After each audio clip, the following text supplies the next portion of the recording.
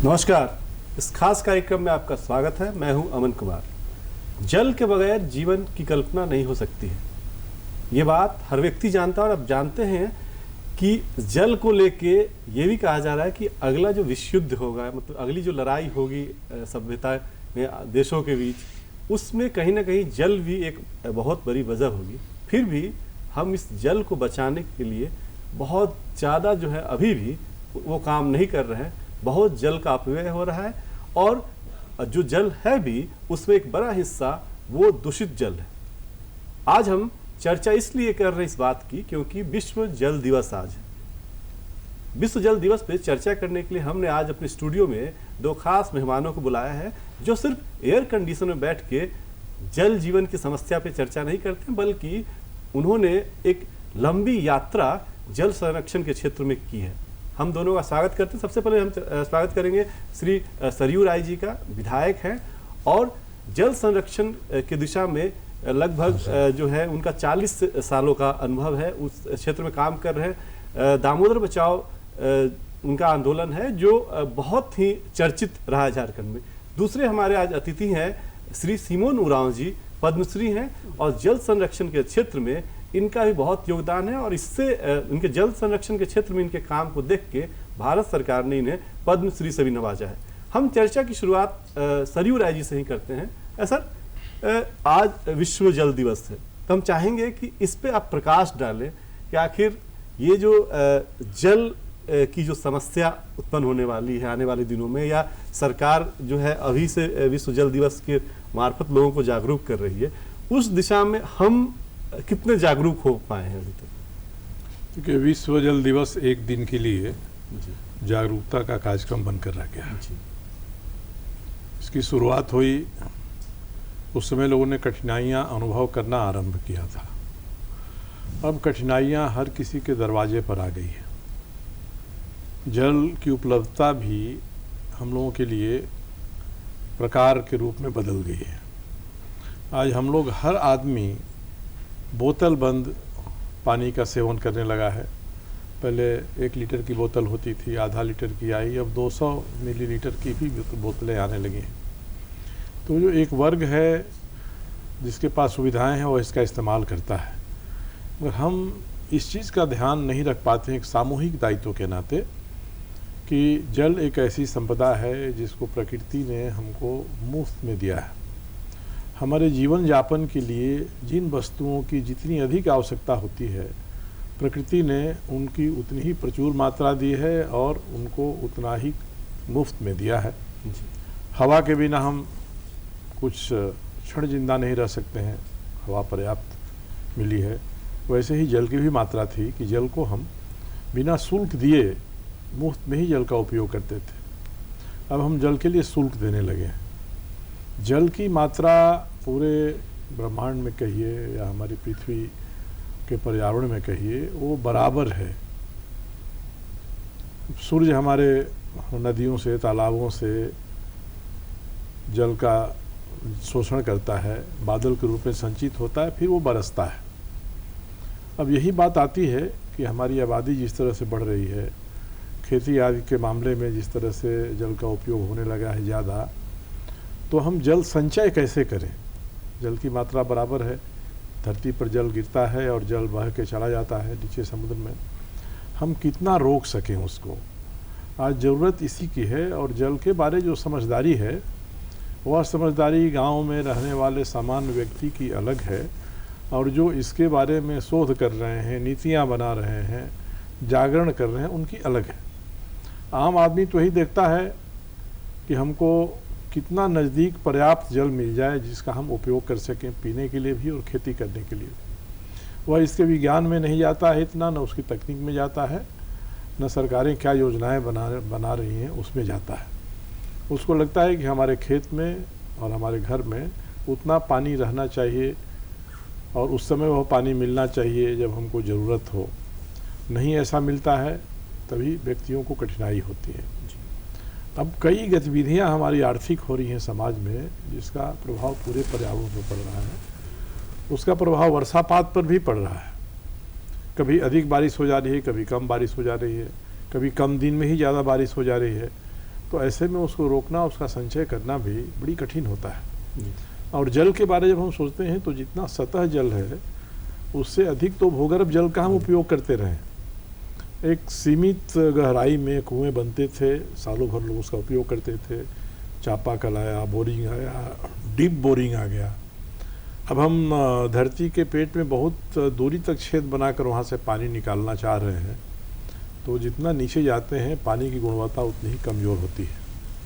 पानी पर्याप्त मिले और पानी शुद्ध मिले, साफ मिले, यह हमारे हर आदमी की चाहत है। इसमें कठिनाई होती है तो लोगों को लगता है कि काफ़ी चीज़ें बदल गई हैं। आपने बहुत बेहतर बात बताया कि संचय एक बहुत बड़ा मुद्दा है। तो सिमोन उरांव जी का इस पे काम भी है। आपने सिमोन जी जल संचय के क्षेत्र मतलब जल संरक्षण के क्षेत्र में क्या काम किया है, थोड़ा हमारे दर्शकों को बताइए। देखिए, पहले पुरखा लोग, हमारा दादू लोग थे, हम झरना पानी के पीते थे, हम सब बच्चा सब, हुमकुरिया हो गया लाभ से। मगर अभी हर गांव में डाड़ी था, चूहा और डाड़ी, कहीं हम कुआं नहीं देखे थे।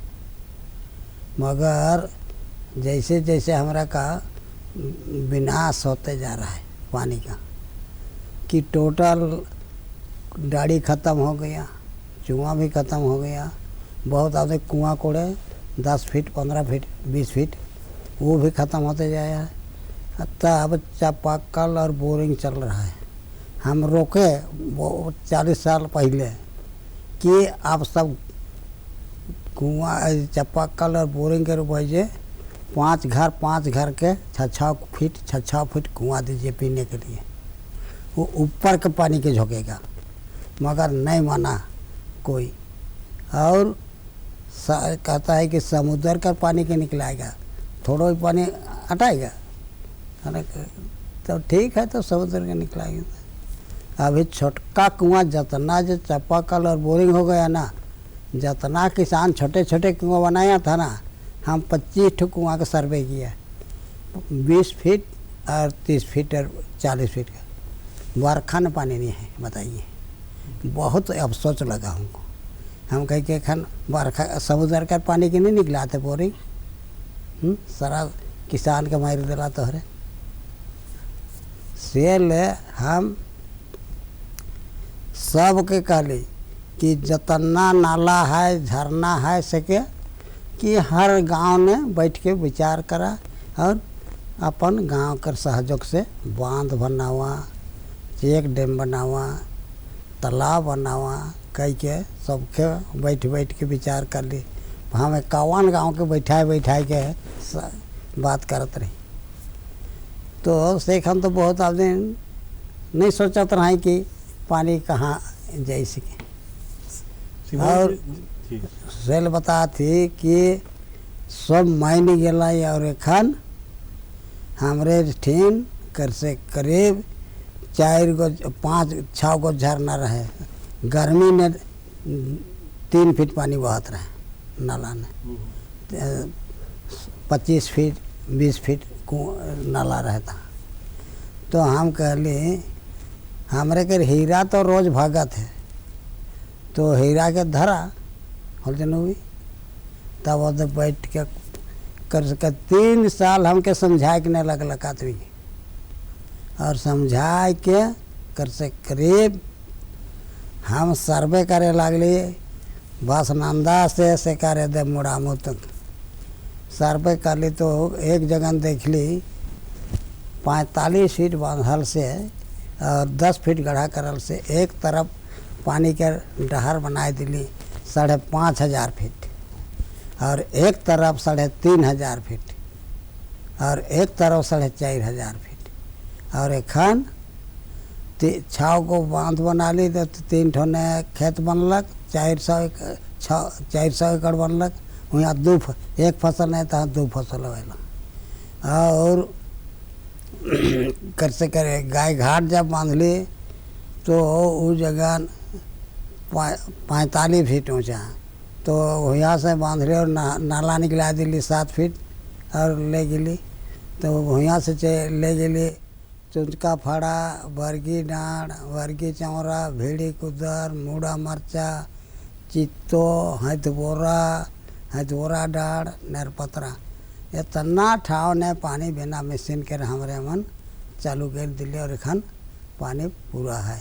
सीमोन जी जिस चिंता को लेकर उन्होंने काम की शुरुआत की, बहुत अच्छी बात बता रहे थे कि झारखंड में भी वो उसका जलस्तर पहले इतना था कि चुआ तालाब उसके कुआं में बहुत भरपूर जो है पानी रहता था। अब वो समस्या जो है वहाँ भी है ग्रामीण क्षेत्रों में। तो इस तरह की और कोशिशों की आवश्यकता है। और इसको सीमन उरांव जी ने जो देखा है जी जी और उसके आधार पर अपना व्यवस्था किया है, जी जी वास्तव में सही समाधान सही सॉल्यूशन वही है। जी हम अब जबरदस्ती जल संचय की योजनाएं बनाने लगे हैं। जी जल रहेगा, संचय हम तभी करेंगे। पहले जंगल थे, पेड़ थे, और हम सभी जानते हैं कि जितने वृक्ष होते हैं वे अपनी जड़ों से जमीन के नीचे पानी ले जाते हैं, और जो वृक्ष जितना अधिक पानी ले जाता है उसको उतना ही उसकी पूजा होती है। पीपल सबसे अधिक ले जाता है, अपनी ज़रूरत जितनी है उसको गर्मी के दिनों में उससे कई गुना ज़्यादा पानी नीचे ले जाता है। ज़मीन पर झाड़ियाँ हैं, जंगल हैं, तब पानी का सोता बहते रहता है। जी अब ये तो चीज़ें ख़त्म होते जा रही हैं ना, इसलिए दाढ़ी में पानी नहीं मिल रहा है, झरना हमारा सूख जा रहा है, कुएं भी सूख जा रहे हैं। जी तो हम जो विकास करने वाले हैं, हम लोग वादा करते हैं कि भाई आपके गांव में हम डीप बोरिंग करवा देंगे। एक डीप बोरिंग हो जाएगा तो आसपास का सब चापाकल और कुआं सब सूख जाएगा, क्योंकि पानी खींच लेता है नीचे से। तो ये सोचने का जो ढंग है हमारा, सीमन उरांव जी जैसे बहुत सारे लोग हैं जो काम कर रहे हैं, वो जो काम कर रहे हैं उनको ही हम प्रशंसा कर देते हैं, इनको हम उपाधि दे देते हैं, मगर उस काम को हम इन जैसा ये सोचते हैं वैसा हम अपने भी खुद अंगीकार करें, ये हम नहीं कर पाते हैं। तो यही हो जाता है कि इनकी अच्छाई प्रशंसा प्रचार करेंगे मगर हम उस काम को नहीं करेंगे। जैसे कहावत है ना कि हम लोग चाहते हैं कि समाज को सुधारने के लिए भगत सिंह पैदा हो जाए, मगर हमारे घर में नहीं हो, पड़ोसी के यहाँ। तो जल के बारे में एक विशेषता है कि जल अपना रास्ता खुद खोज लेता है, और जल तो आना ही आना है। हमारे यहाँ जितनी जितनी जगहों पर वृक्ष हैं, जंगल है, वहाँ अधिक जल आता है, वो आकर्षित करता है बादल को अपनी तरफ में।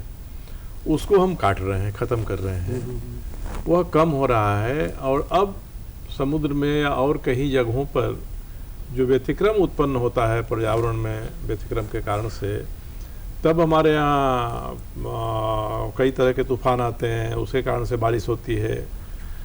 ये सब चीज़ें आरंभ हो गई हैं। पहले हर इलाके में अपने अपने जो सीमन उरांव जी जैसे लोग थे, वो हर जगह मुख्य सलाहकार गांव के होते थे जी। और वो गांव में सीजन को देखकर पूरे ऋतु, ये तो ऋतु का चक्र है जी। तो वर्षा ऋतु हमारे यहाँ कब से कब होती है, इस ऋतु का हम अध्ययन करेंगे, तभी हम कौन फसल हम कितना करेंगे, जल का कितना उपयोग करेंगे। जहाँ जल ज़्यादा है वहाँ जल के उपयोग के अलग नीति सिद्धांत है। जहाँ जल बहुत कम है, राजस्थान जैसे इलाकों में, वहाँ लोग साल 2 साल 3 साल के लिए दाढ़ी बना के उसका संचय करते थे। मगर अब हमारे यहाँ क्या हो गया है, हमारे मनुष्य की प्रवृत्ति हो गई है कि जिस चीज़ को हमने नहीं बनाया है, प्रकृति ने हमको मुफ्त में दे दिया है, उस चीज़ की कीमत हमारे लिए अत्यंत कम है। जल संरक्षण एक संस्कार बनना चाहिए, वो नहीं संस्कार बनना चाहिए। और पहले के लोगों के लिए संस्कार था। हाँ। ये जो पीढ़ी थी सीमन साहब की, इसके लिए संस्कार था जल जी। अब जल व्यापार हो गया है, तो हम उसमें लाभ हानि देखते हैं और उसके हिसाब से हम सरकारें भी नीतियाँ बनाती हैं। अब जैसे पहले जो दाढ़ी चुआं से और झरना से पानी मिलता था, अब तो हम कह रहे हैं कि साहब हम पाइप डाल देंगे और गंगा नदी से पानी ले आएंगे, दामोदर से पानी खींच के ले आएंगे यहाँ। तो पाइप बनाने वाला को तो बड़ा व्यापार चल जाएगा। यही एडवर्टाइज करते हैं कि एक नया तरीका हम दे रहे हैं, उससे आप करिए। व्यापार हावी होते जा रहा है। वो सवाल है कि पानी जब समय पर नहीं रहेगा, और पानी को रोकने की भी एक सीमा है, नदी में एक सीमा से बड़ा बांध बनाइएगा तो उसका अपना नुकसान है। तो पानी कहाँ रहेगा कि हम खींच कर ले जाएंगे। इसलिए पानी को एक जगह संचित करना, ये इसकी एक सीमा है। पानी तो हर गांव में, हर घर में और हर जगह वातावरण में पानी चाहिए। ये काम कैसे होगा? ये तभी होगा जब लोभ लालच छोड़ के जो समाज व्यावसायिक होते जा रहा है वह समाज भी उसी दृष्टि से देखे जिस दृष्टि से समस्या को श्रीमान उरांव जी देखते हैं। बोतल बंद पानी चला था तो हम लोग को याद है, हम लोग को लगता था कि कौन बोतल का पानी पिएगा साहब। तो जितने बड़े रेलवे स्टेशन थे वहाँ जो ट्रेन रुकती थी और हम लोग अपना बोतल लेके घर का लेके जाते थे लोग, ले आते थे। सबसे पहले उस सिस्टम को ख़राब किया। वो सिस्टम नहीं चल रहा है तो आप बोतल का पानी आप लीजिए आप। तो पानी का हर जगह व्यवसाय निहित स्वार्थ के आधार पर चलता है, तो इसी तरह से चलता है कि अपनी जगह बनाता है। अब ये बोतल तो हम लोगों के हर सिस्टम में, हर घर में हम लोग गाड़ियों में पहुंच गया, हम लेके चलते हैं बोतल का पानी। तो पानी को हम इस तरह से अब इकट्ठा कर रहे हैं कि हम अपने व्यक्ति के लिए, व्यक्तिगत जीवन के लिए कर रहे हैं। और हमारा जीवन जब तक प्रकृति नहीं पानी से भरी पूरी रहेगी तब तक हमारा जीवन भी संकट से भरा पूरा रहेगा। इसलिए प्रकृति में हर जगह पानी का प्रसार कैसे हो, बात इसी करना चाहिए। और ये सरकार की किसी बड़ी नीति, बड़ी योजना से नहीं संभव है। ये गांव के लोग समझें, गांव का पानी गांव में, खेत का पानी खेत में, ये करें तभी ये हो सकता है। और इधर ही ध्यान देना चाहिए। हम लोग नदियों को जोड़ने की बात कर देते हैं पानी की कमी को देखते हुए। ये समाधान नहीं है, ये उल्टे और अधिक समस्या पैदा करता है। समाधान की हमारी हर कोशिश एक नई समस्या की ओर हमको ले जा रही है। सीधे गांव का पानी गांव में, खेत का पानी खेत में। जहां प्रकृति जितना पानी देती है उतने पानी में ही वो संतुष्ट रहेंगे। उसके अतिरिक्त कुछ देना है तो आप दे दीजिए, मगर इसलिए दे दीजिए कि हमारा जीडीपी बढ़ जाए, हमारा बाजार बढ़ जाए, हमारा रोजगार बढ़ जाए। इस कारण से दीजिएगा तो आपका देश तो विकसित होगा, मगर नीचे समस्याएं और गहरी होती जाएंगी। आपने इस अभियान को शुरू किया, आपके साथ और लोग भी हैं, आपने इसको और फैलाया दूसरे गांव में भी कि सिर्फ आपके गांव तक? कभी कभी 51 पढ़ा का हम प्रतिनिधि हैं। अच्छा। हाँ, कभी साल में हम कभी कभी ज़रूरत हो बीच में भी बैठते हैं कि पानी को सबसे पहले ज़रूरत है। पानी नहीं है तो दुनिया में कुछ नहीं। जीवा जंत, घास पोरा, गाछ वृक्ष सबके लिए पानी की ज़रूरत है। सेल करना चाहिए। हम अपना गांव में पानी का खदान बनाए हैं। अभी 3 ठो बांध बनाए हैं पानी रखने के लिए।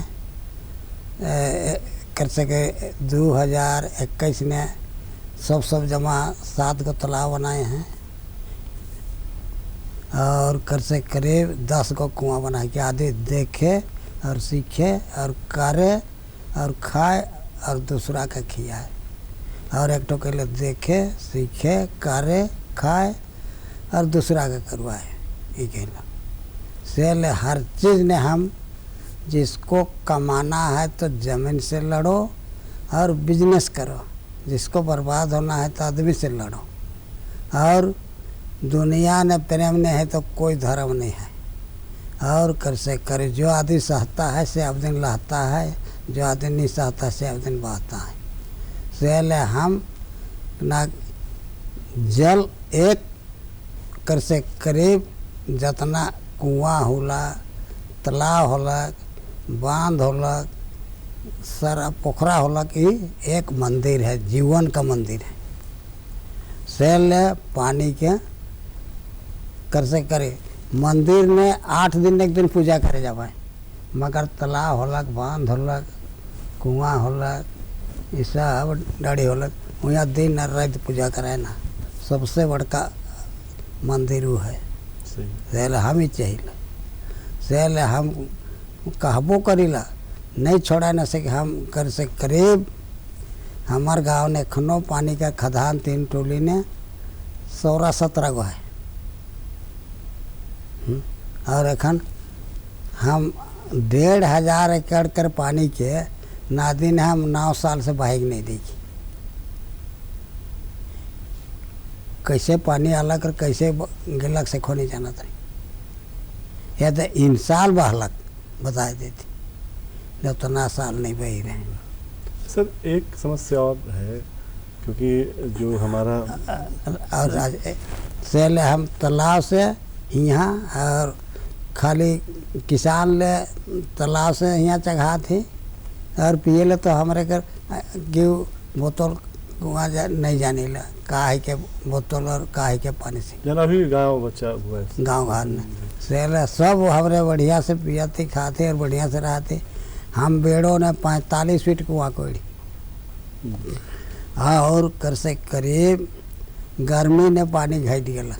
हम साहेब मन के कहबो कर ली वीडियो वन के सीओ वन के कि एक ठो हमके चपक आया थे बोरिंग दिवा कि हम कुआँ के टंकी बना और यहाँ से हम पूरा बेड़ों ने पानी बटाओ से ले बेड़ों ने हम बता थे पानी के लिए कोई बिहान से शाम तक 12 बजे रात तक पानी का खर्चा है मगर कोई कतनो धनी मानी है कतनो कोई है कोई करने वाला नहीं।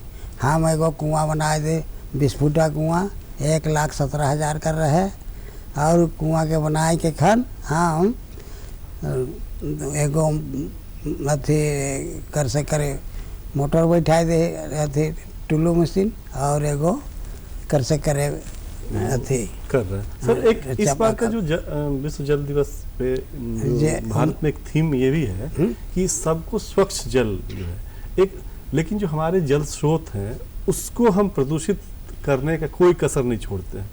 तो उस दिशा में झारखंड में जो काम होना चाहिए उतना काम हुआ है या एकदम काम नहीं हुआ? देखिए विश्व में एक सामूहिक सोच बन रही है।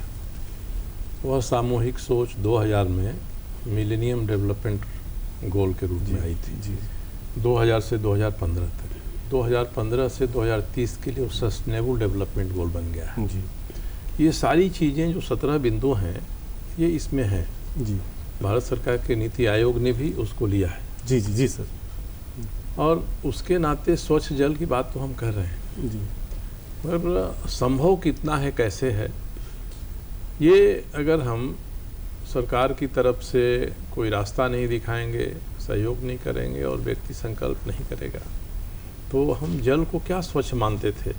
हम कहीं किसी डाड़ी में तालाब में हैं ऐसे हटा देते हैं और लेते हैं मन करेगा कि ये पानी पी लें वो पानी स्वच्छ है जी।